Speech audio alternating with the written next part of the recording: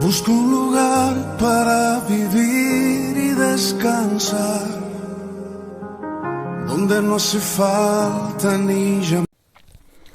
Hola, ¿qué tal? Un saludo para todos aquellos que siguen Pan de Vida. El mensaje que traigo para hoy, lo he titulado Efectividad de la gracia de Dios.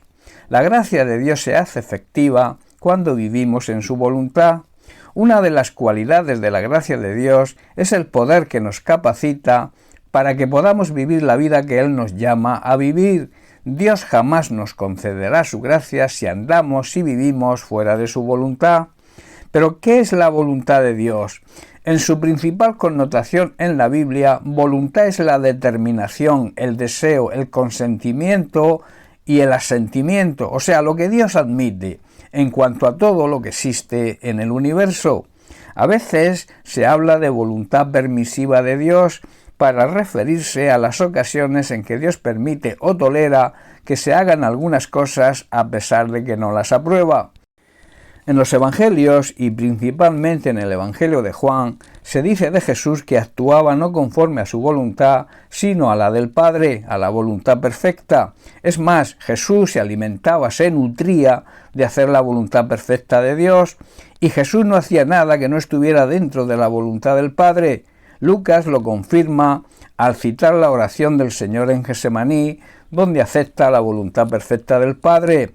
Está en Lucas capítulo 22, versículo 42, y esta es su oración. Padre, si quieres, te pido que quites esta copa de sufrimiento de mí. Su mayor sufrimiento era la separación que tenía que sufrir del Padre. Sin embargo, quiero que se haga tu voluntad y no la mía. Querer imponer nuestra voluntad en la mayoría de las veces es por orgullo y por soberbia. El apóstol Santiago nos dice: Dios resiste a los soberbios y da gracia a los humildes. Dios nos da aún más gracia para que podamos hacerle frente a los malos deseos de nuestra naturaleza pecaminosa. Las Sagradas Escrituras dicen que Dios se opone a los orgullosos, pero muestra su favor a los humildes.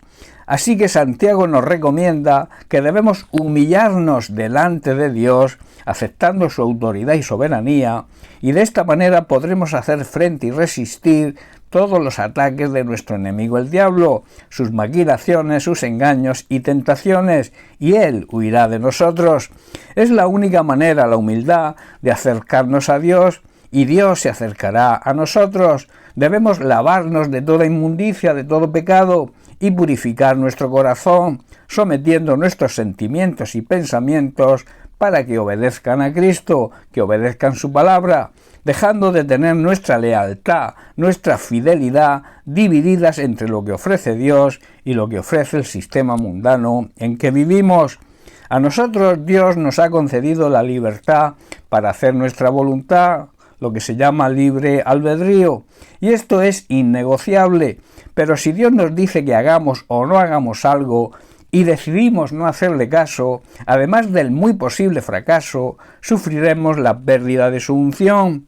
La unción es la consecuencia de andar en la voluntad de Dios, y andar en la voluntad de Dios es la puerta que se abre para recibir y experimentar su gracia, o sea, su capacitación para que las cosas nos salgan bien y también para ayudarnos a superar cualquier prueba o dificultad que se nos presente. Cuando nosotros decidimos seguir la dirección de Dios, seguir la dirección del Espíritu Santo, que es Dios, Él siempre nos va a proveer la gracia, la valentía, la motivación y la fuerza para hacer todo lo que Dios quiere y exige que hagamos, o sea, su propósito, sus planes y su voluntad. Hay una gran noticia sobre este tema, y es que la gracia de Dios no tenemos que hacer nada para merecerla o ganarla. Cuando decidimos seguir el plan y la voluntad de Dios, Él siempre está preparado y dispuesto a ayudarnos. Esto es lo que significa su gracia.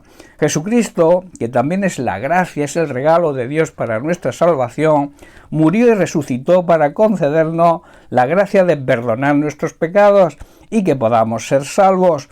Y además su gracia nos ayuda a que podamos caminar, a que podamos vivir de una manera recta y honrada que agrada y nos exige Dios. Si estás teniendo problemas por desechar la palabra de Dios y seguir tu propio camino, recapacita y dile a Dios que quieres seguir a Cristo. Pídele que quieres recibir la gracia de su salvación.